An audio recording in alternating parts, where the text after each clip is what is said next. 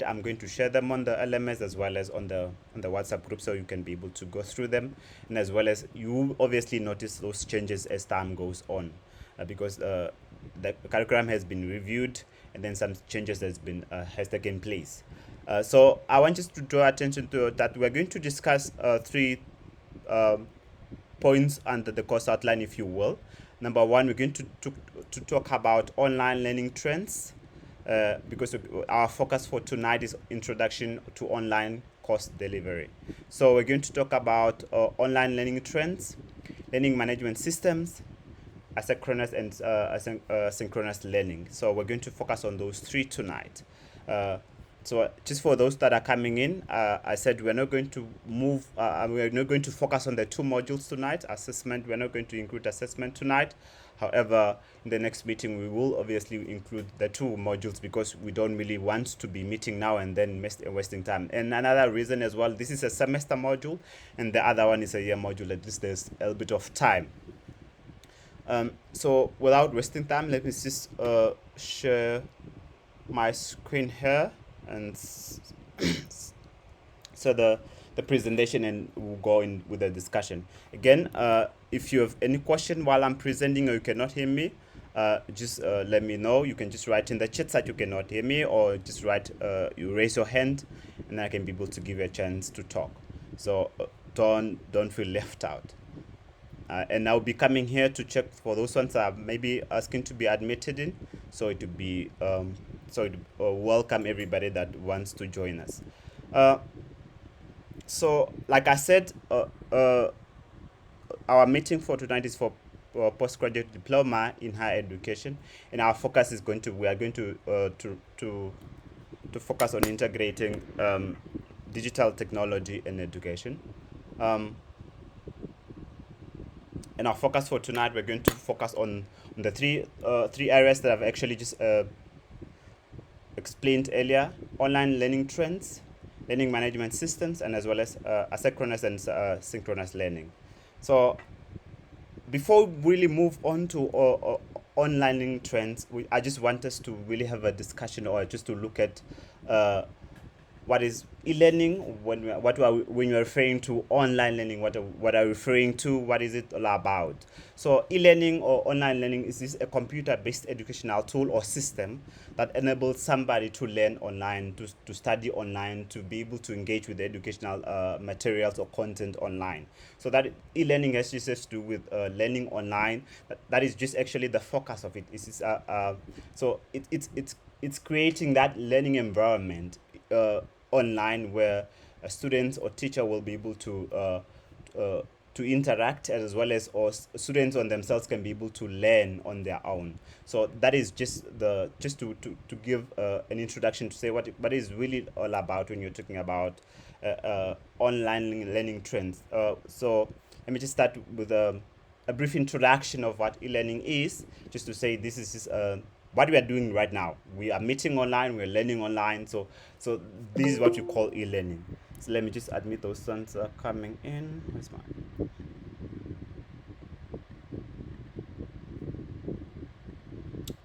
fantastic.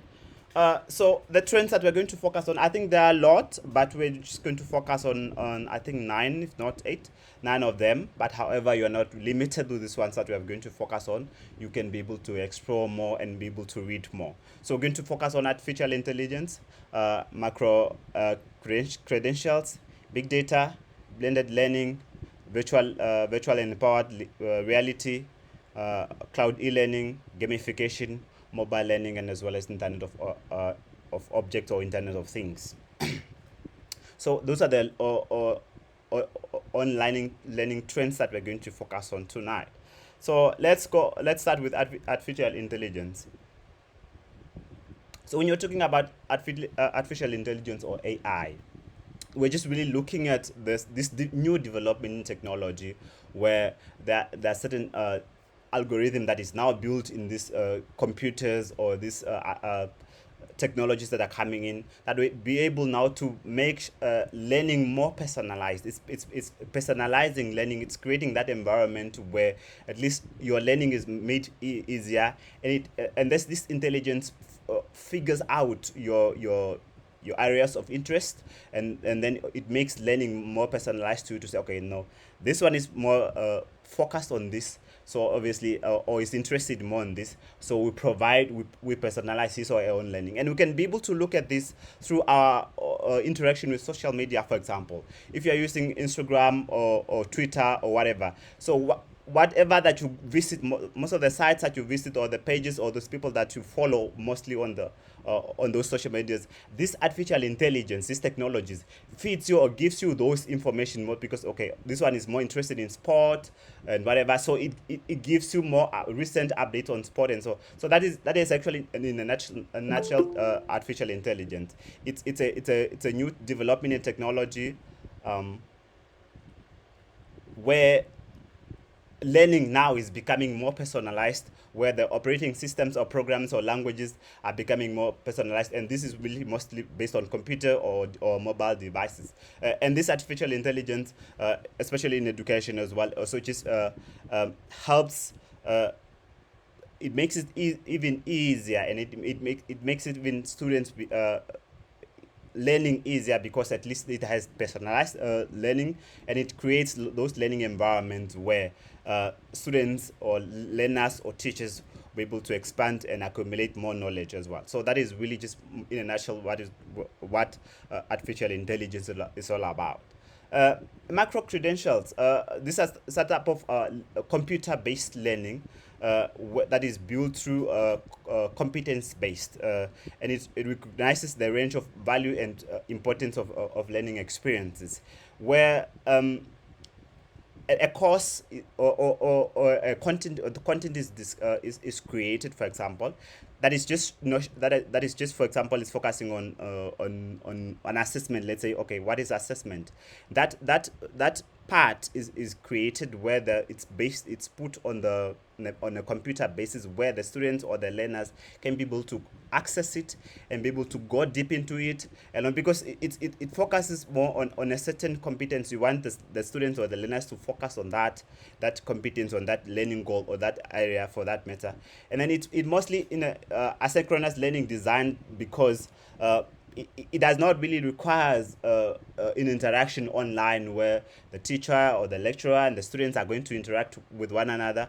You can just be able to design that, what you want the students to learn and to read. You can upload videos there, you can put questions there, students can be able to read, click on the links, and then they will be able to learning can be able to take place on their own pace.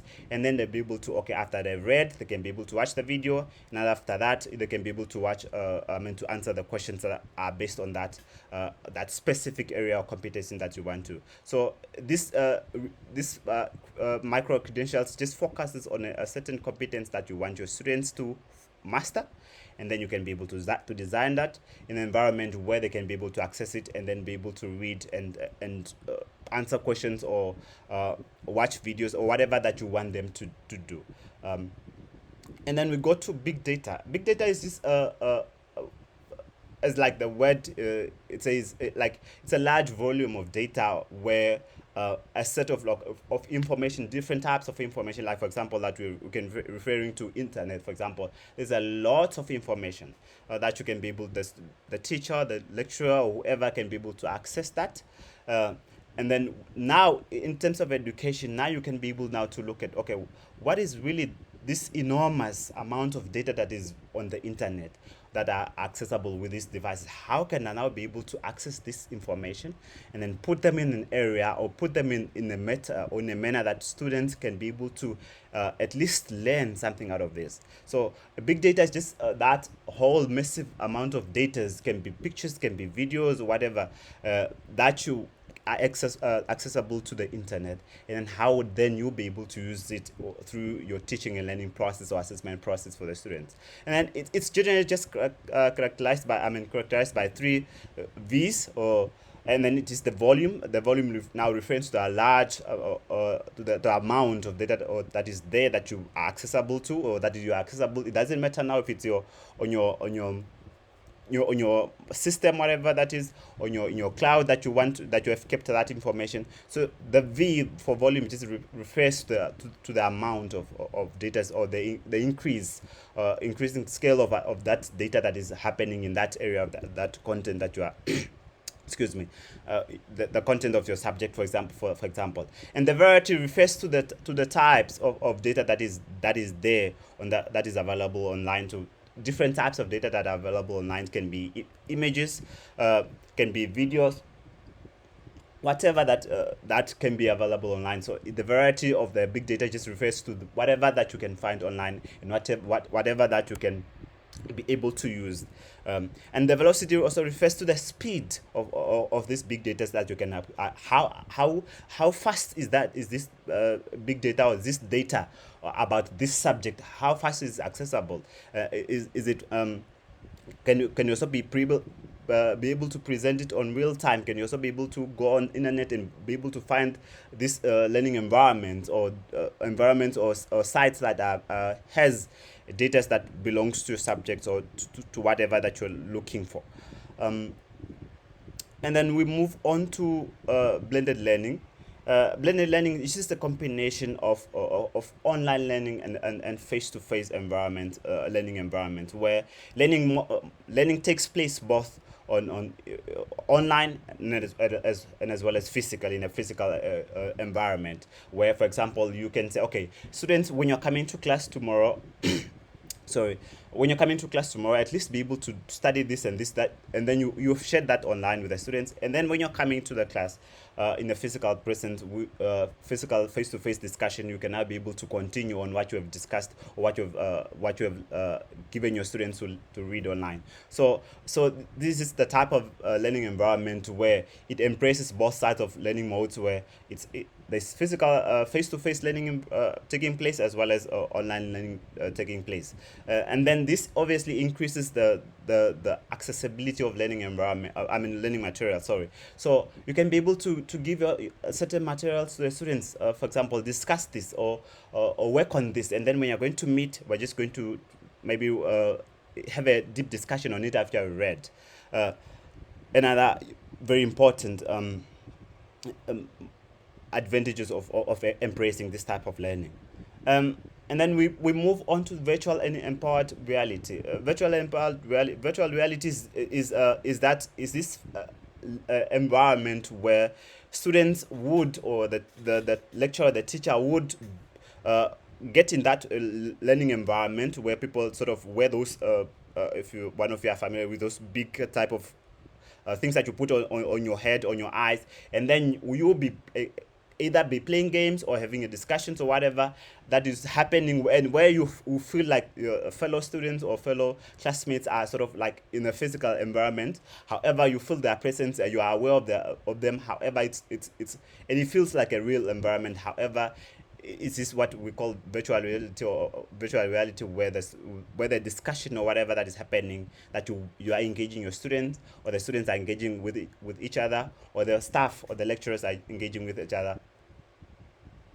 So the virtual environment actually just allows that uh, shared environment, also to facilitate simultaneous views of classroom environment, materials, and allows you to discuss further. Maybe you do, and then you want also to be able to have that beautiful learning experience of interaction, so you can also be able to engage into this online learning trends as well. Um, Cloud e-learning these are sort of computer-based services or system, where you are able to access certain type of information on the cloud. We have iCloud, we have other different types of online or computer environment, where you can be able to store your data, and also be able to give access to your students or to your learners, for example, to say, okay, no, this is my subject. We're going to have a cloud environment, where all the information, all the notes and everything are going to be kept there, and then everybody in this class is going to access to this cloud environment, learning environment, and they can also be able to read or download it. However, there's a you need permission to say, okay, the password for this cloud environment where we need to get information sort of from is this. So at least you have that sorry uh, environment where a learning environment where you can be able to access those information that you have collected from all over. You can be able to get it from their books or from different websites and put it there so that you'll be able to access it. So that is another online learning trend that you can be able to use it to use in online. And then we have gamification. This is where the a use of games where you be able to use games, for example, in your class where, for example, you have it can be either at the beginning or the end or wherever in middle of your lecture or whatever that you can. So at least just to stimulate learning and make learning more fun, and as well as make students or others to think critical as well. So you just engaging these technologies, you because they're some tools that you can be able to play game online, and we are going to play one at the end of this discussion. I hope we're going to internet is not going to fail us. So we'll see how you can be able to integrate games and all the other things in your sorry in your learning environment, either physically or on online.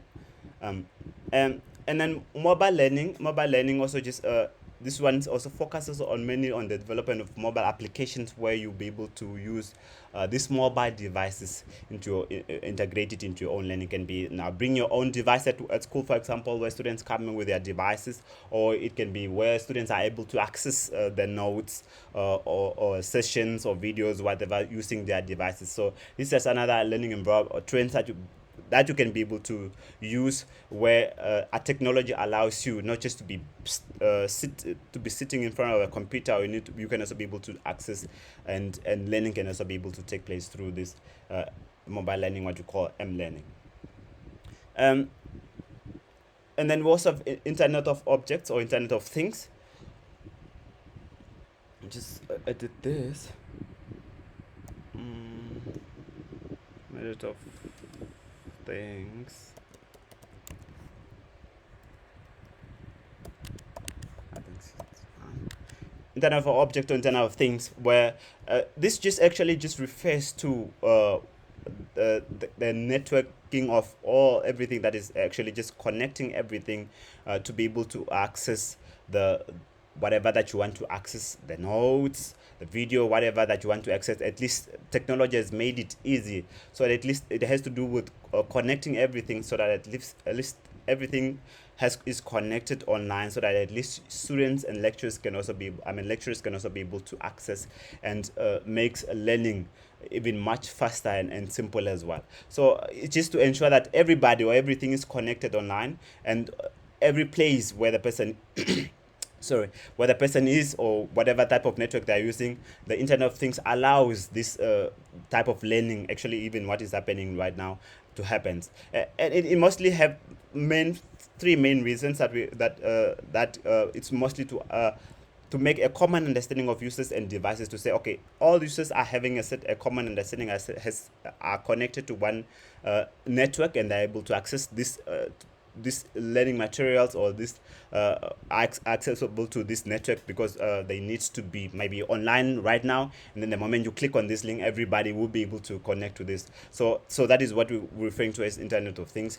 So have to deal with software architects, and as well as distribute communication networks of processing and communicating where contextual information are relevant, and providing these tools so that at least an intelligent intelligence this intelligent type of behaviors provide us with environments or networks that networking sites that are able to we are able to connect while we are not at the same place, or like in a geographical same place, so we can be able to discuss like that is what is happening now. So that is just to go back to attention to the focus of that is all in a nutshell of what online learning trends is all about.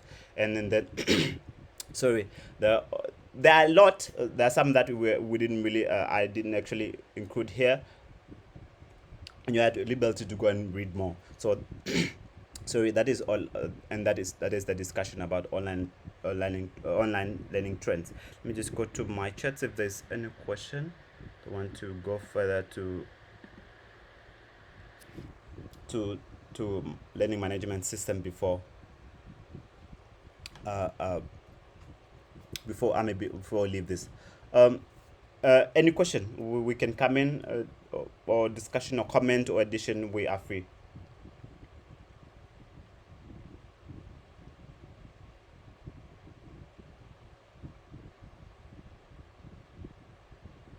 Or you can just type in the chats. If you have any question, just type in the chats, and I can be able to come and address it. Helka said everything is clear. Okay, thank you. Then we'll move on to the LMS, Learning Management System, and I think I need to capitalize this learning management system. So the learning management system, like an LMS, is this refers to a platform or environment where uh, content can be uploaded, content can be accessed, and then learning of different sort can be able to take place, where uh, one can be able to use their devices and access that learning management system, that system where that is chosen by a certain organization, where to say, okay, no, we're going to use this learning management system, and then a lot can be able to take place in the learning management system. And I want to take you to our learning management system, the LMS. So LMS is abbreviation for learning management system, where everything can be able to, content is on the LMS, assessment can be able to take place on the LMS, videos and notes can be uploaded on the LMS, summaries, activities, games, whatever. So it's a system, or it's a platform, if you will, where learning is sort of monitored, and learning takes place in that environment, in that environment where an organization decided, okay, we're going to use Moodle, or we're going to use this type of learning management system for our institution, where where we can be able to upload content, we can be able to, and exam also can be able to take place, um, um, test and all those things. So that is what we're actually just referring to as a learning management system. This is a web-based software that facilitates learning, also delivers online learning as well as face-to-face or blended courses. For example, where like I was explaining earlier, to say blended learning can be able to take place, where you will be able to say, okay, students access this online on our LMS, and then when you're coming to the class, we can be able now to discuss it further. So it's just that web-based software that facilitates and also makes learning even easier, not just based to the textbooks and paper and all those things. So that is what we refers to as LMS, or the learning management system. Does it really have benefits? Is really learning management system, does it have benefit? Is it important? It's really important like I was sorry, explaining earlier, when I was on the LMS, to say it facilitates communication, sometimes between the students and the lecturers, and as well as accessibility. Students, lecturers, whoever can be able to access notes anytime. Flexibility. Students, you can be able to access notes wherever that you want to be.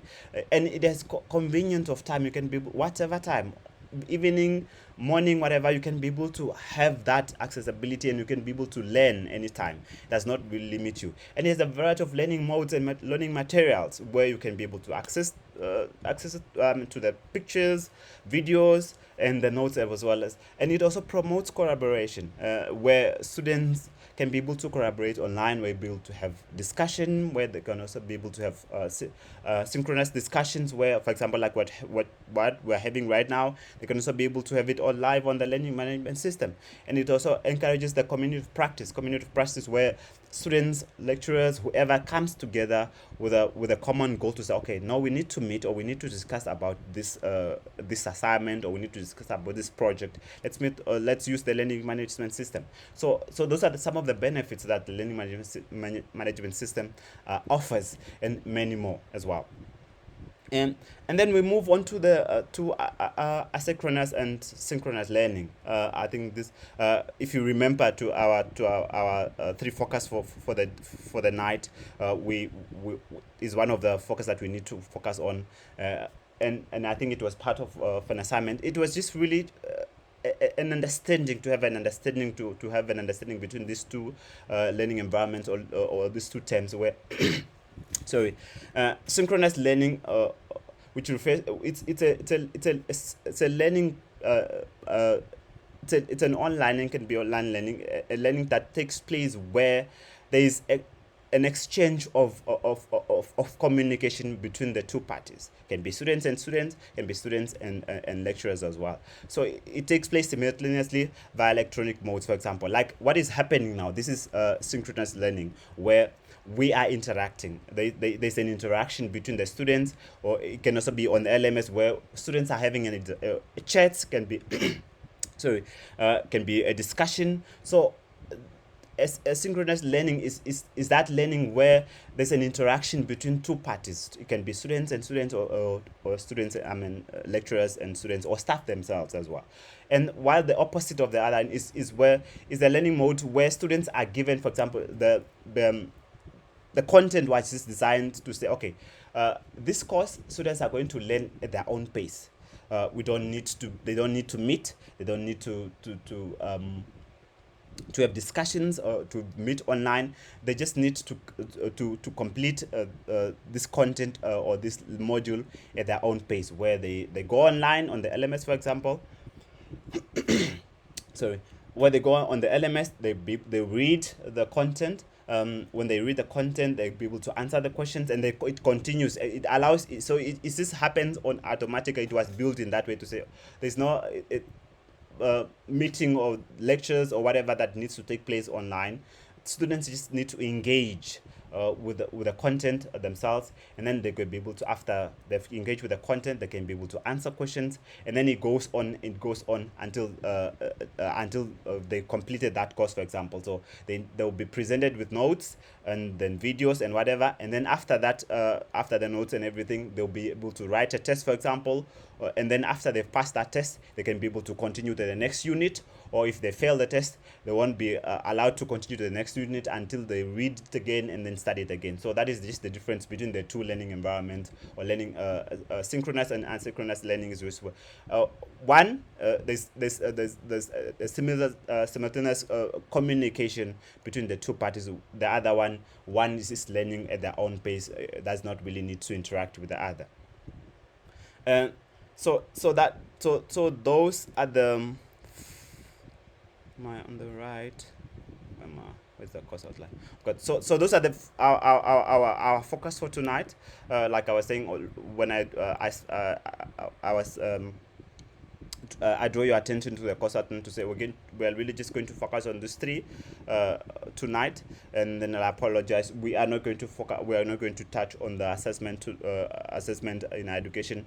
However, it's a year course. However, we need to also to as well touch on that. But for tonight, that's all I've prepared for us to go on. I mean, to touch on, and then we are going to continue until we finish the course outline. Course outline, and just to draw your attention to that, this is a course. I mean, it's a course. It's a semester course, so we need to hurry up as well and interact. I mean, engage with this content. So the next time we're going to continue with from sorry from this 1.4, which is types of online learning interaction, and then we go on. Before we go to our game, because I just want prepared something regarding the game that I was talking, the gamification in online learning, where you can be able to include games in your content delivery. I just want to ask if there's any question, and then if on assignment I haven't begun with your group. I should also be able to apologize that on that, but I've 4 groups, so I was marking the other 2 groups, and as well as with exam settings. So I will start with your group as soon as possible as well. But all in all, that is all on my side. uh, I just want us to go to, to the questions or additions, whatever that one may want to contribute.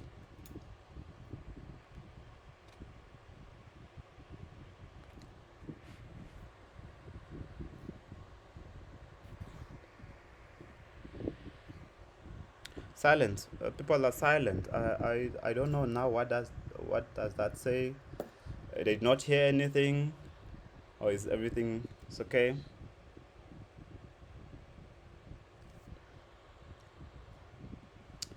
I wonder how will AI affect learning like Chat GTP. Okay.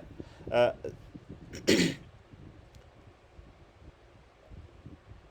um, in case is this having a concern, or is this thinking to say, wonder how will AI affect now the affects learning like GTP. And I think the Chat GTP and submission of assignment concern. I'm concerned about submission of assignments, which current assignments. Okay. In case if you can unmute yourself and maybe you'll just be able to clear that up, because I'm not really getting what you're trying to say. Concern about submission of assignment, basically answer the assignment, or I'm not really sure what you're trying to say. You have problems struggling to mute yourself. Okay, let's start with the AI really has like it has really it's moving. Let me say it's the development of AI. It's at speed where, like, for example, we if you've looked at recently, there is even a new development in Microsoft Word where for example, in PowerPoint presentations, we can be able to play with it in Microsoft Word as well. And then also like the Chat GTP, where, for example, I think that you're referring to this environment where, for example, if you asked if I get that correctly, if you, for example, if you go to such certain website, and then you just type in something, they can be able to give you a background of that, to say, okay, I want to understand the economic of Namibia, for example, and it gives you all the information that is available on the internet. So it's really affecting learning in a sense that we just need to really embrace it. Uh, uh, to say it's not really, we shouldn't be reluctant to say no. I, I want AI will be able to do everything for me. Sometimes it does. Uh, it does things, and then you, as a person, you just also need to come in and be able to, at least, because technology doesn't really need to replace a teacher, or does not really need to replace your you as a student to go and engage with the content. Um, um,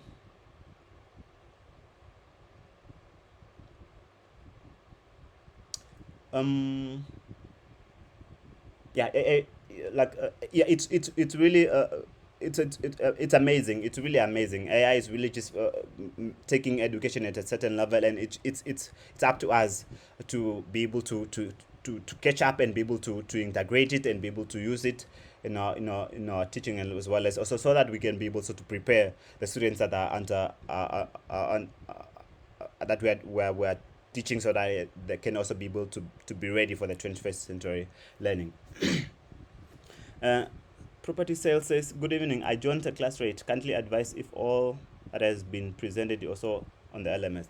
Uh, like I was saying, there is a need to update on the LMS, the content that is on the LMS, because the content of the LMS was really focused on the last year's uh, content of last year's module, and there has been a curriculum review, and then some changes has taken place in, took place in the course outline, and those changes are going to be, I'm going to be gradually uh, updating them. However, the notes that are presented today, tonight, I'm going to share them on the LMS as well as on the WhatsApp group, and as well as this recording is also going to be uploaded under week one as well, so you can also be able to go and listen to it later.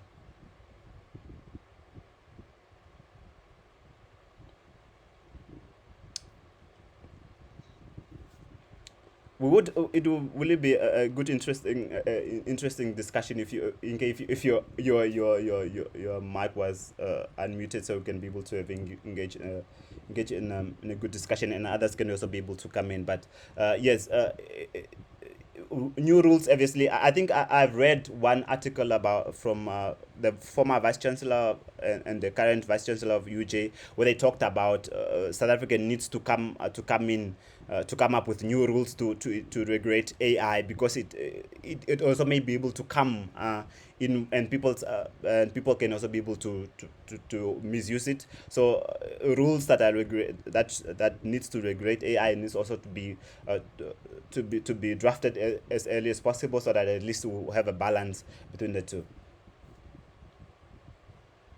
But thank you for coming in and also engaging me with this discussion as well. Any other question again, or contribution, or everybody's welcome?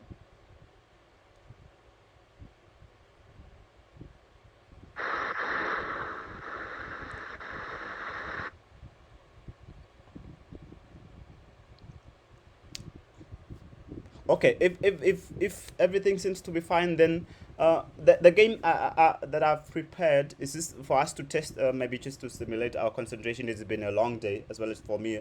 We're going to play the Kahoot game, but it can only be able to be possible for those that are having two devices. For example, if you have joined with a computer, and then you can be able to join to play the game with your cell phone or use other device.